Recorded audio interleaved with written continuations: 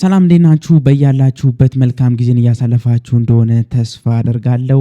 ስለ ቼልሲ የተነገሩ አዳዲስ ነገሮችን ለእናንተ አደርሳችኋለሁ። በተለይም ደግሞ የቼልሲ ባለቤቶች በኤንዞ ማሬስካ ላይ ምን አይነት አቋም ይዟል የሚለውን ነገር እናያለን።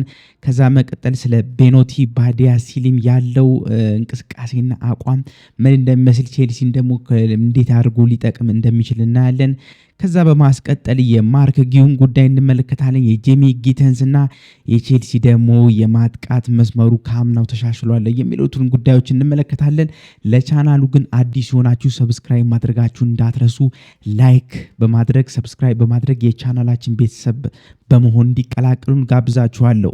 እንግዲህ ቼልሲ ከሰሞኑ በተወሰነ ደረጃ በሚባል ደረጃ የመንገጫገጭ ጉዳዮች ደርሰውበት ነበር። እንደምታውቁት ቼልሲ በተከታታይ 4 ጨዋታዎችን ማሸነፍ ሳይችል ቀርቶ አሁን ከቤንፊካ ጋር በቻምፒዮንስ ሊግ በስታንፎርድ ብሪጅ ባደረገው ጨዋታ 1-0 በማሸነፍ ነው የተወሰነ ማገገም የቻለውና በተለይ ደግሞ አሁን በፕሪሚየር ሊጉ ከሊቨርፑል ጋር ላለበት ጨዋታ ወሳኝ የሆነ እንቅስቃሴ ማድረግ ያለበት ይመስለኛል ቼልሲና ከዛ አንጻር ኤንዞ ማሬስካ የተወሰኑ ጥርጣሬዎች ንፋስ እየገባባቸው ነው በቼልሲ ቤት እየተባለ እየተነገረ ነበር ከሰሞኑ እንደምታውቁትና ከዛ አንጻር የቼልሲ ደግሞ ዋና ዳይሬክተሮቹ ፉትቦል ዳይሬክተሮቹ ባለሀብቶቹ ምን አይነት ሀሳብ እንዳላቸው እንግዲህ ልንገራችሁ።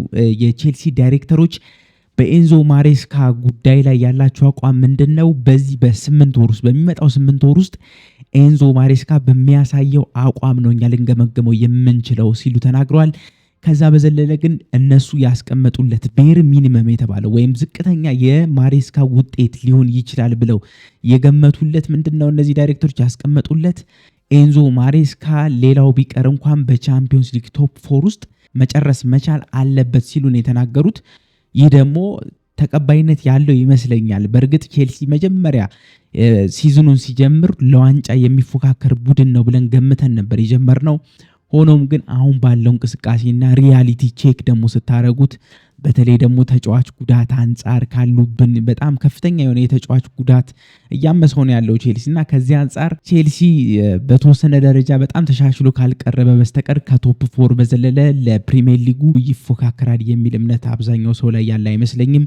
ግን ቻምፒዮንስ ሊግ ማለፍ የኤንዞ ማሬስካ ቀጣዩ ትልቅ የቤት ስራ ነው። አሁንም ድጋሚ ማለት ነው ኮንሲስታንት ይፈልጋል። ምክንያቱም ቻምፒዮንስ ሊግ የሚጫወት ቡድን 1 ዓመት አይደለም 2 ዓመት 3 ዓመት 4 ዓመት በተከታታይ ቻምፒዮንስ ሊግ ውስጥ እየገባ መሳተፍ መቻል አለበት ማለት ነው። ያንን ማድረግ ካልቻለ ቡድኑም የክለቡም ስታንዳርድ ይወርዳል። አሁን ስፖንሰርሺፕ እንደምታውቁት ቼልሲ እስካሁን ድረስ የፍሮንት ኦፍ ሸርት ስፖንሰርሺፕ የማሊያ ስፖንሰር እስካሁን ድረስ አላገኘም። ይህም አንድ ተጽዕኖ ከሚያደርጉበት ነገሮች መካከል አንዱ የቻምፒዮንስ ሊግ ተሳትፎን ማጣት ነው ማለት ነው። ከዚህ በፊት ቼልሲ የቻምፒዮንስ ሊግ ተሳትፎን ለ2 ተከታታይ ዓመታት ሳያገኝ ቆይቷል።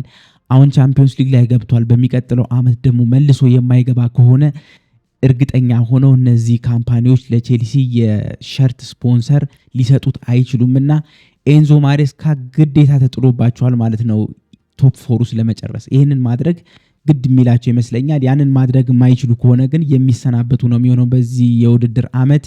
በትንሹ ያስቀመጡላቸው ግን ያው ቶፕ 4 ገብቶ ማጠናቀቅን ነው ማለት ነው። ግን ቼልሲ እውነት ለመናገር በቻምፒዮንስ ሊግ ላይ እድል ያለው ይመስለኛል። ቻምፒዮንስ ሊግ ምክንያቱም የካፕ ውድድር ነው። ይሄ በ10 ደቂቃ በምትሰራው ስህተት ራሱ ቻምፒዮንስ ሊግ ላይ ዋንጫውን ልታገኝ ዋንጫውን ልታጣ የምትችልበት አይነት ኮምፒቲሽን ናቸው እነዚህ የዋንጫ ኮምፒቲሽኖችን ስትገመግማቸው። ስለዚህ ኤንዞ ማሬስካ በቻምፒዮንስ ሊግ እድል ያላቸው ይመስለኛል እና ኤንዞ ማሬስካ በእነዚህ በካራባኦ ካፕ፣ በኤፍኤ ካፕ፣ በቻምፒዮንስ ሊግ ላይ ብዙ እድል ያላቸው ይመስለኛል። የተወሰኑ ዋንጫዎችን ሊያገኙ ይችላሉ። ከዛ በዘለለ ግን ፕሪሚየር ሊግን ረጅም የተባለ ሳምንትን በጣም በወጣ አቋምነት መቀጠል ይጠይቃልና ይሄ ደግሞ የሆነ አንዴ ከፍ አንዴ ዝቅ የምትሉበት ነገር አይደለም። በጣም ረጅም የሆኑ ጨዋታዎች ስለሚደረጉበት ያ ሊከብደው ይችላል። ኤንዞ ማሬስካ ግን የቻምፒዮንስ ሊግን የኤፍኤ ካፕ ወይም ደግሞ የካራባኦ ካፕ ጨዋታዎችን አሸንፎ ዋንጫ ለመብላት እንደሌላው ክለብም የበለጠ ጥሩ እንደውም ይሰራል ብዬ ማስበው ቼልሲ በእነዚህ በካፕ ዋንጫዎች ላይ ነውና ኤንዞ ማሬስካ በክለብ ወርልድ ካፕ ላይ አይተናቸዋል። የቼልሲ ልጆች እንደዚህ በዋንጫ ጨዋታዎች ላይ እንደዚህ የካፕ ኮምፒቲሽኖች ላይ ምንም ነገር ሊፈጠር ስለሚችል ይሄ ነገር ሊሆን ይችላል። ቼልሲ በካፕ ኮምፒቲሽኖች ላይ እድል ሊኖር ይችላል።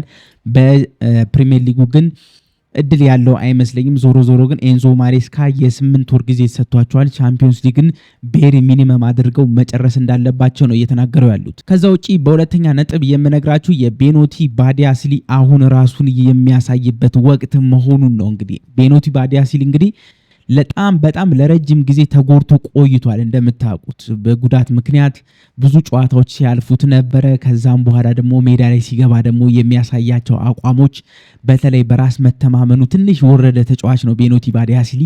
ይህን ነገር ግን በጣም ማሻሻል ያለበት ይመስለኛል። በተለይ ደግሞ አሁን ቼልሲ በተከላካይ መስመር ላይ ከፍተኛ የሆነ ጉዳት አለበት። እንደምታውቁት እነ ቶሱን አዳራቢዮ እነ ዌስሊ ፎፋና በጣም እነ ሊቫይ ኮልዊል የተጎዱበት ሁኔታ ነው ያለው እና በጣም ሳስቷል የቼልሲ የኋላ መስመር። ስለዚህ ከዚህ አንጻር ብዙ ድሎችን ሊያገኝ ይችላል። እንደምታውቁት ቤኖቲ ባዲያስሊ እንደውም ለባዲያስሊ ባለፈው ቻምፒዮንስ ሊግ ላይም እንግዲህ ከቤኔፊካ ጋር በነበረው ጨዋታ ቼልሲ እድል ሰጥተውታል ኤንዞ ማሬስካ እና እውነት ለመናገር ጥሩ እንቅስቃሴን ያደረገው በዛ ጨዋታ ላይ። ስለዚህ ቤኖቲ ባዲያስሊ አሪፍ ነገር ሊያሳይ ይችላል ብዬ ገምታለሁ በሚመጡት ሳምንታት ውስጥና የግዴታ አቋሙን አሳይቶ ለቼልሲ እንግዲህ ወሳኝ ተጫዋች መሆን የሚችልበት እድሉ አሁን ይመስለኛል። ቤኖቲ ባዲያስሊ በተለይ ደግሞ ብዙ ተጫዋቾች ከመጎዳታቸው አንጻር እሱ ራሱ እንግዲህ የሚያሳይበትና ቋሚነት ላይ ሁልጊዜም ቢሆን በቋሚነት የሚገባበትን መንገድ ማመቻቸት ያለበት ሁኔታ ላይ ይመስለኛል የቤኖቲ ባዲያስሊና አሁን በተለይ ጥሩ እንቅስቃሴ ላይ ያለ ይመስለኛል። በቻምፒዮንስ ሊግ ባየሩት አቋም አንጻር ባዲያስሊ ከሌላ ጊዜ እንግዲህ ተሻሽሎ የመጣ ይመስለኛልና ኤንዞ ማሬስካም በነገራችን ላይ በባዲያስሊ የተወሰነም ቢሆን እምነት አላቸው። እሱን ይወዱታልና ጥሩ ተጫዋች ይመስለኛል። እምነት ከተሰጠው እውነት ለመናገር ራስ መተማመኑ እየጨመረ የሚመጣ ተጫዋች ነው። ጨዋታዎችን ባደረገ ቁጥር ብዙ በተጫወተ ቁጥር ራስ መተማመኑ ከፍ የሚል ተጫዋች ነው ባዲያስሊ። ልክ እንደገባ አካባቢ ላይ ግን ራስ መተማመኑ በጣም የሚወርድ ተጫዋች ግን የተወሰነ ደግሞ የመጫወት እድልን አምኖ ደግሞ አሰልጣኙ የሚሰጠው ከሆነ ደግሞ ከፍ እያለ በራስ መተማመኑ የሚመጣ ተጫዋች ይመስለኛል ባዲያስሊ። ስለዚህ አሁን ካለብን የተከላካይ መስመር መሳሳትና ችግር ጉዳት አንጻር ቤኖቲ ባዲያስሊ የተሻለ አቋም አሳይቶ ለወደፊቱም ቋሚ የሚሆንበትን ነገር ማረጋገጥ የሚችልበት ሁኔታ አለ ብዬ አስባለሁ። ሌላው በሶስተኛ የማነሳላችሁ ነጥብ የማርክ ጊዩ እንግዲህ ምንም አይነት የጨዋታ እድል ያለማግኘት ጉዳይ ነው። ይሄ እስካሁን ድረስ በቼልሲ ደጋፊዎች ዘንድ በሁላችንም አነጋጋሪ ሆኖ የቀጠለ ጉዳይ መሆኑ ይታወቃል። የማርክ ጊው ጉዳይ እስካሁን ድረስ አንድ ደቂቃ የመጫወት ጊዜ አላገኘም። ከሱ ይልቅ ኤንዞ ማሬስካ እንግዲህ ታሪክ ጆርጅን በ9 ቁጥር ቦታ ላይ እያሰለፉት ነው ያሉት። እንደምታውቁት ታሪክ ጆርጅ 9 ቁጥር ቦታ ላይ የሚጫወት ተጫዋች አይደለም። የመስመር አጥቂ ተጫዋች ነው። የክንፍ መስመር አጥቂ ተጫዋች ነው። ሆኖም ግን በ9 ቁጥር ቦታ ላይ እያጫወቱት ነው። ብዙ ነገሮችን ሲሰራ አይታይም። ታሪክ ጆርጅ በ9 ቁጥር ቦታ ላይ ለሱም እንኳን የተመቸ አይደለም። አንዳንድ ጊዜ ታሪክ ጆርጅን ራሱ ጀጅ ለማድረግ ወይም ደግሞ እሱ ላይ ፍርድ ራሱ ለመስጠት የሚመች አይደለም። ምክንያቱም በ9 ቁጥር በማይጫወትበት ባለመደ ቦታ ላይ ያሰለፈው ያ ተጫዋች ጥሩ ነው መጥፎ ነው ማለት ይከብዳል አንዳንድ ጊዜና ለተጫዋቹም ራሱ በጣም ወቀሳን እያበዛበት ይመስለኛል። ዞሮ ግን ኤንዞ ማሬስካ ታሪክ ጆርጅን አምነው እሱን እያሰለፉት ይገኛሉ። ለምንድን ነው ግን ኤንዞ ማሬስካ ይህንን ማርክ ጊዩ ከሰንደርላንድ የውሰት ሁሉ ተቋርጦ እንዲመጣ ከተደረገ በኋላ እስካሁን ድረስ አንድም የመሰለፍ ደቂቃዎችን ያላገኘው ብለን ስንጠይቅ አሁን ባየኋቸው አንዳንድ መረጃዎች መሰረት የተወሰነ ፍንጭ እየወጡ ይገኛሉ ምክንያቱ ምን እንደሆነና ይሄ ምክንያቱ ምንድነው የተባለው እንግዲህ በአንድ አመት ውስጥ አንድ ተጫዋች ከሁለት ክለቦች በላይ በውሰት መጥቶ መጫወት አይችልም ማለት ነው። ስለዚህ መጀመሪያ ቼልሲ በውሰት ለሰንደርላንድ ሰጥቶት ነበረ። ለሰንደርላንድም አንድ ጨዋታ ተጫውቷል እንደምታውቁት ማርክ ጊዩ። ከዛ በኋላ ደግሞ ተመልሶ ወደ ቼልሲ መጥቷል። ስለዚህ በቼልሲ ቤት ደግሞ ድጋሚ ደግሞ የሚጫወት ከሆነ ሌላ ክለብ ላይ ሄዶ በውሰት መጫወት አይችልም ማለት ነው። በአንድ አመት ውስጥ ከሁለት ክለብ በላይ በውሰት ሄደህ መጫወት አትችልም ማለት ነውና ቼልሲ ሳስበው በውሰት በጃንዋሪ ወይም በጥር የዝውውር መስኮት በውሰት ማርክ ጊዩን ለሌላ ክለብ አሳልፎ ሊሰጠው እንዳሰበ በተለይ ደግሞ እኔ የምጠረጥረው ለስትራስበርግ ይሰጠዋል ብዬ ነው። ስትራስበርግ እንደምታውቁት ኢማኑኤል ኢሜጋ የተባለ አምበላቸው እንግዲህ ስለሱ ብዙ አውርተናል ከዚህም በፊት። ኢማኑኤል ኢሜጋ ነው እንግዲህ አጥቂያቸው። ኢማኑኤል ኢሜጋ እንግዲህ ለቼልሲ ፈርሟል እንደምታውቁትና ለቼልሲ ከመፈረሙ አንጻር ከፍተኛ ተቃውሞን እያስተናገደ ነው የሚገኘው በስትራስበርግ። ደጋፊዎቹም አይፈልጉትም። ኳስ በሚይዝበትም ወቅት በጣም እየጮሁበት ነው ያለውና ስለሱ እየተወራ ያለው ነገር ምንድነው? ኢማኑኤል ኤሜጋ በጥር የዝውውር መስኮት ወደ ቼልሲ ይመጣል እየተባለ ነው ያለው በዚህ ሰዓት እንደ ሶስተኛ አጥቂ ሆኖ ማለት ነው። ምክንያቱም ሊያም ዴላፕ ከጉዳት ይመለሳል፣ ጃኦ ፔድሮ አለ። ከዛ በመቀጠል ግን በሶስተኝነት ኢማኑኤል ኤሜጋ ይመጣል ተብሎ ነው የሚጠበቀው። ኢማኑኤል ኤሜጋ ደግሞ ቼልሲ የሚመጣ ከሆነ በውሰት ውል ማርክ ጊዩን ቼልሲ ለስትራስበርግ ይሰጣል የሚል ጥርጣሬ አለኝ። ለስትራስበርግ ደግሞ በውሰት ውል የሚሰጠው ከሆነ በአንድ ዓመት ውስጥ አንድ ተጫዋች ለሶስት ክለቦች መጫወት አይችልም። በውሰት ውል ለሶስት ክለቦች መጫወት አይችልም ማለት ነው። ያ እንዳይሆን ይመስለኛል ቼልሲ ምንም አይነት ደቂቃና ተሳትፎ እንዳይኖረው አድርጎ ቤንች ላይ ያስቀመጠው የሚመስለኝ ማርክ ጊዩን። ስለዚህ እኔ ኢማኑኤል ኤሜጋ በጥር የዝውውር መስኮት ቼልሲ የሚመጣ የሚቀላቀል ይመስለኛል። ማርክ ጊዩ ደግሞ ወደ ስትራስበርግ የሚሄድ ይመስለኛል። ከዛ አንጻር ካልሆነ በስተቀር ሌላ ምንም ምክንያት ሊኖረው አይችልም ብዬ ነው ማስበው የማርክ ጊዩ ምንም አይነት ደቂቃ በቼልሲ ቤት አለማግኘቱ ማለት ነው። ምክንያቱም ምንም አይነት ሴንስ የሚሰጥ ነገር አይደለም። እንደምታውቁት ታሪክ ጆርጅ በጣም ጥሩ እየተጫወተ አይደለም ያለው። በ9 ቁጥር ቦታ ላይ በ10 ተጫዋች እየተጫወተ ነው ቼልሲ ማለት ትችላላችሁ። በጣም ደስፕሬት የሆነ ምንም አይነት በቃ ከባዶ ይሻላል ብላችሁ የምታስገቡት አይነት ተጫዋች ሆኗል ታሪክ ጆርጅ ያለ ቦታው እየተሰለፈ ስለሆነ ማለት ነው። በዛ ቦታ ላይ ደግሞ ማርክ ጊዩ አለ። እሱም የማይሰለፍበት ምክንያት በዋነኝነት አሁን የነገርኳችሁ በአንድ ዓመት ውስጥ 3 ተከታታይ የውሰት ውል ማድረግ አይችልም አንድ ተጫዋች። ስለዚህ ቼልሲ ያንን ቦታ ላለማጣትና በጥር የዝውውር መስኮት ኢማኑኤል ኤሜጋን ወደ ቼልሲ አምጥቶት በምትኩ ደግሞ ማርክ ጊዩን ወደ ስትራስበርግ የሚልኩበትን ሁኔታ እያመቻቸ ይመስለኛል። ሌላው በአራተኛ ደረጃ የምነግራችሁ ነገር ምንድነው? የጄሚ ጊተንስ አቋም አሳሳቢ ነው ወይ የሚል ጥያቄ ነው የማቀርብላችሁ። ምክንያቱም ጄሚ ጊተንስ እውነት ለመናገር ባለፈው በቻምፒዮንስ ሊግ ላይም ገብቶ ያሳየው አቋም ከዛም በፊት እስካሁን ድረስ ለቼልሲ ከፈረመ በኋላ ጄሚ ጊተንስ ያሳየው አቋም እውነት ለመናገር የሚያስደነግጥ ነው። በቃ በጣም ከባድና አስደንጋጭ ሆነ። እኔ እንደውም በፕሮፌሽናል ተጫዋችነት አንጻር እንደዚህ አይነት እኔ እውነት ለመናገር ለቻምፒዮንሺፕ አይነት እንኳን የሚመጥን አይነት አቋም አይደለም እያሳየ ያለው። ከዛ አንጻር የጄሚ ጊተንስ ጉዳይ አሳሳቢ ነው ወይ የሚል ጥያቄ ነው ማነሳላችሁ። እኔ በበኩሌ በጣም አሳሳቢ ይመስለኛል። ገና ብዙ መጫወት የሚቀረው ገና ብዙ ማሳየት የሚችል ተጫዋች ነው። ዞሮ ግን የሚያሳየው ግን አቋም ተስፋ ራሱ የሚጣልበት አይነት ነገር አይደለም እውነት ለመናገርና ይሄ በጣም አሳሳቢ ሆኖብኛል። በተለይ አሁን ባለፈው በቻምፒዮንስ ሊግ ከቤኒፊካ ጋር ቼልሲ በነበረው ጨዋታ ላይ ሳየው በጣም ያስደነግጥ ነበር። 1v1 ተጫዋቾችን አንድ ተጫዋች አንድ ለአንድ እንኳን ተገናኝቶ የክንፍ አጥቂ የመስመር የክንፍ ላይ አጥቂ ሆነ ተጫዋቾችን ማለፍ የግድ ይልሃል። 1v1 ተጫዋች አንድ ለአንድ ስታገኘው አልፈ የመሄድ በጣም ሩጫው ከፍተኛ የሆነ በፍጥነት አልፎ ሄዶ ክሮሶችን የማድረግ ሹቶችን የመሾት እንደዚህ አይነት ነገሮችን ማድረግ አለበት አንድ ተጫዋች። ያንን ግን ሲያደርግ አላየነውም። ጭራሽ እንደውም አጥፋለሁ እያለ ኳሶችን ሲነጠቅ፣ አብዶ ሰራለሁ እያለ ኳሶችን ሲነጠቅ እያየን ነበርና ምንም አይነት በቃ እዚህ ግባ የሚባል እንቅስቃሴን አላደረገም። የቤኔፊካም ተከላካዮች በቀላሉ ነበር የጄሚ ጊተንስን ኳስ ሲነጥቁት ሲቀበሉት የነበረውና በጣም በመከላከል ረገድ ራሱ ደካማ ነው። በዛ ላይ ደግሞ የሰውነት አቋሙ በጣም ቀጭን ነው። ትንሽ ሲነካ የሚወድቅ አይነት ተጫዋች ነውና ከዛ አንጻር ጄሚ ጊተንስ ለወደፊቱ ተስፋ አለው ወይ የሚል ጥያቄ አለ።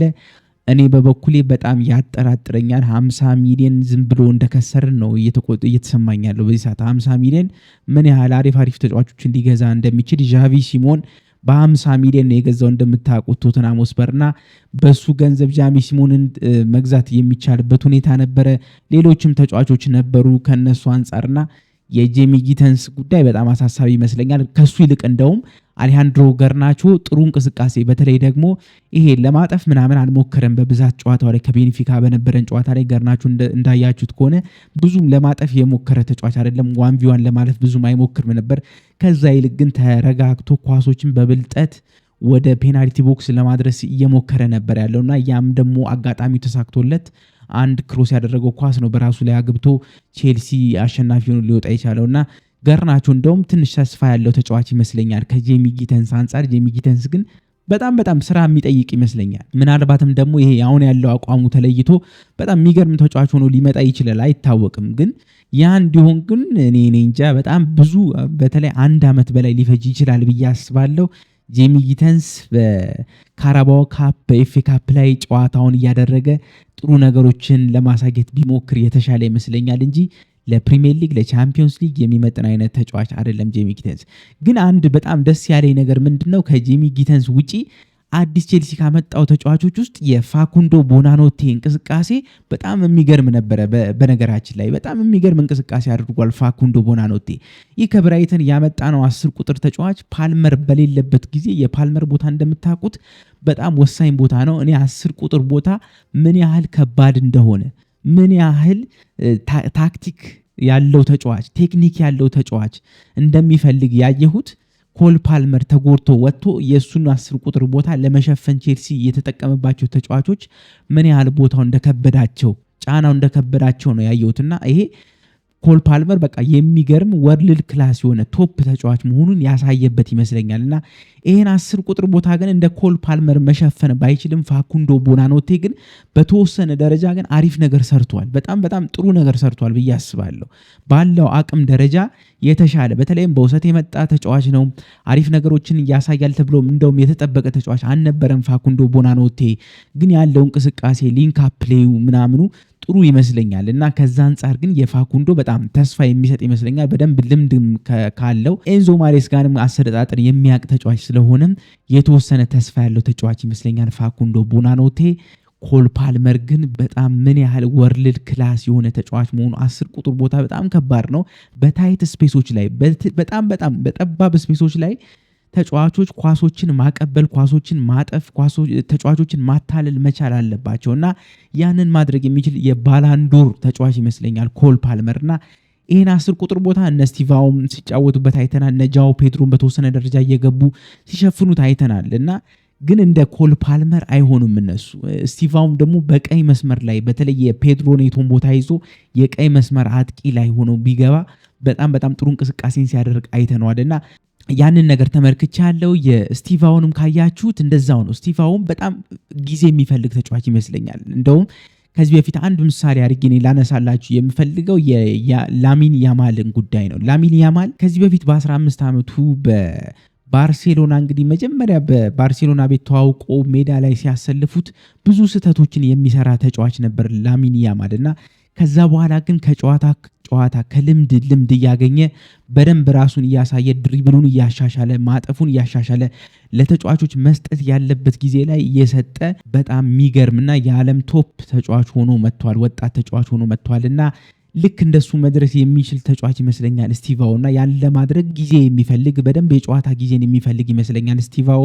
ያንን ማድረግ አለበት። ቼልሲ ግን ያው በቀይ ብዙ ተጫዋቾች ከሰሞኑ እየወጡበት በመሆኑ ምክንያት መስዋዕትነት እየተከፈለ እንግዲህ እስካሁን ድረስ እድሎችን ብዙም እያገኘ አይደለም ያለው ስቲቫኦ። ከዚህ በኋላ ግን ጥሩ እንቅስቃሴዎችን ያደርጋል፣ አቋሙንም ያሳያል ብዬ አስባለሁ። ግን ያው ከሊቨርፑል ጨዋታ በኋላ እንደምታውቁት የኢንተርናሽናል ብሬክ አለ እንግዲህ የሀገራት ጨዋታ ስላለ ከዛ በኋላ እነ ኮል ፓልመር የሚመለሳሉ። የስቲቫኦ ውስጥ ምን ያህል ጊዜ እንደሚያገኝ አብረን የምናየው ይሆናል። ግን በጣም ጊዜ ተሰጥቶ ትዕግስት አድርጎበት አሰልጣኙ መንቀሳቀስ የሚችል ከሆነ በጣም ተሻሽሎ የሚገርም ወርልድ ክላስ ለባላንዶር ለወደፊቱ ምናልባትም የሚታጭ አይነት ተጫዋች ይመስለኛል። ግን የጄሚ ጊተንስ ጉዳይ ግን አሳሳቢ ይመስለኛል። ለውጥ የሚያሳይ ተጫዋች አይመስለኝም። እዛ ቡንደስሊጋ ራሱ ያለ በቦሩሲያ ዶርትሙንድ ላይ በጣም ብዙ ጥያቄ ሲነሳበት የነበረ ተጫዋች ነው። ሌላው በመጨረሻ የማነሳላችሁ ጉዳይ የቼልሲ የማጥቃት መስመሩ ከአምናው የተሻለ ነው ወይ የሚል ነው። እንግዲህ ቼልሲ አምና እንደምታውቁት እነ ኖኒ ማድዌኬ በነበሩበት ወቅት ካለውና አሁን ግዢ አድርጎ በክረምቱ የዝውውር መስኮት ከገዛቸው ተጫዋቾች አንጻር ለውጥ አለው ወይ የሚለውን ነገር ስናየው በጣም ለውጥ አለው ብዬ አስባለሁ። ከአምናው በጣም የተሻለ የማጥቃት ኃይል ይዞ እንደመጣ ነው የሚሰማኝ እኔ በበኩሌ። ቼልሲ እነ ጃኦ ፔድሮ በጣም ከኒኮላስ ጃክሰን የተሻለ የመጨረስ በጣም እንቅስቃሴው በደንብ ሊንክ አፕ ፕሌውም የተሻለ ይመስለኛል ከኒኮላስ ጃክሰን። እንደገና ደግሞ የኖኒ ማድዌኬ ምንም ይሄን ያህል በጣም ኖኒ ማድዌኬ 1v1 ተጫዋቾችን ማለፍ የሚችል ተጫዋች ነው። እንደምታውቁት በደንብ አድርጎ ያጣጥፋል፣ ወደ ፔናልቲ ቦክሶች ውስጥም ይገባል። ችግሩ ግን ምንድነው? ኢንድ ፕሮዳክት ነው። እንደምታውቁት የኖኒ ማድዌኬ የመጨረሻ ኢንድ ፕሮዳክት የለውም። ቼልሲ ለዛ ነው የሸጠው። አሁን በአርሰናል ቤትም እያየነው ነበረ። ምንም አይነት ኢንድ ፕሮዳክት የለውም፣ ምንም አይነት አሲስት፣ ምንም አይነት ጎል የለውም። ተጫዋቾችን ያጣጥፋል። ሜዳ ላይ ያለው እንቅስቃሴ በጣም ጥሩ ነው። ዞሮ ግን ከዛ ውጪ ግን የዘለለ የጎልም ወይም የአሲስት አስተዋጽኦ እያደረገ አይደለም ያለውና ከዛ አንጻር እስቲቫኦ ለምሳሌ ከኖኒ ማዱኬ በጣም የተሻለ ይመስለኛል። እነ ፔድሮ ኔቶም ከኖኒ ማዱኬ በጣም የተሻለ ይመስለኛል። በተለይ ኢንድ ፕሮዳክታቸው በጣም የተሻለ ይመስለኛልና ከዛም አንጻር ተሻሽሎ መጥቷል። ከኒኮላስ ጃክሰን ደግሞ ጃኦ ፔድሮም የተሻለ ይመስለኛል።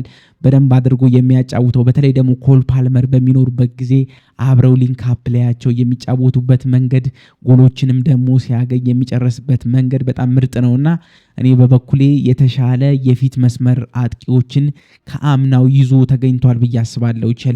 የቼልሲ ችግሩ ምንድነው? አሁን በዚህ ሰዓት የገጠመው የተከላካይ ነው።